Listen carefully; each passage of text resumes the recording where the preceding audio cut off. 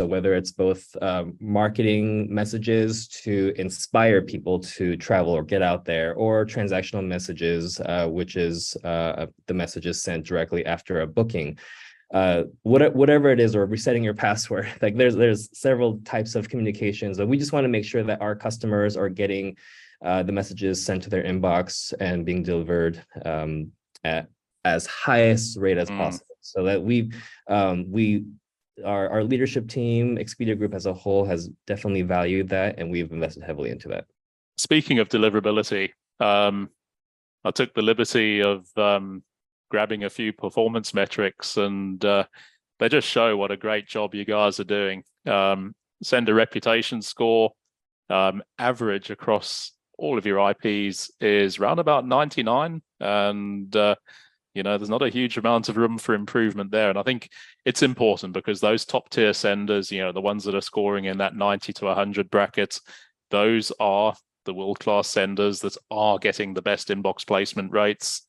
I think we spoke briefly about your status as a member of our sender certification program, and that obviously plays a big role in helping to achieve the great numbers that you're looking at. And when you boil it down to, we call it the Maggies: Microsoft, AOL, Gmail, Yahoo. You guys are doing a superb job, 100% inbox placement rates across the board, kudos, that's a very, very impressive set of numbers. And especially, we often like to sort of compare these same numbers against our community, effectively the average of all of our senders. And I think if you compare your inbox placement rates, David, on the right, with the community on the left, you guys are enjoying a significant performance premium there. Great job. So what's the recipe? What's the recipe for great email deliverability at Expedia? Yeah, thanks, Guy. Yeah, these are great stats. And I also want to echo Rafael. Shout out to Rafael. Shout out to Pilar, who've been working very closely with our teams to make sure that we are maintaining these levels. And if there are fluctuations, they're very quick and knowledgeable about how do we combat that. So a very big shout out to the Validity team here.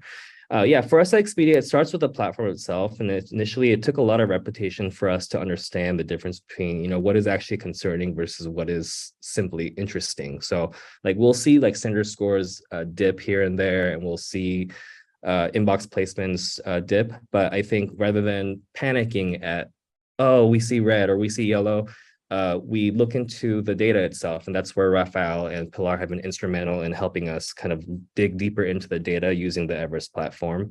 I know this kind of sounds like a big plug for the Everest platform, but it really, we're finding so much value in it that I think that's something that we definitely want to echo and communicate to the group here.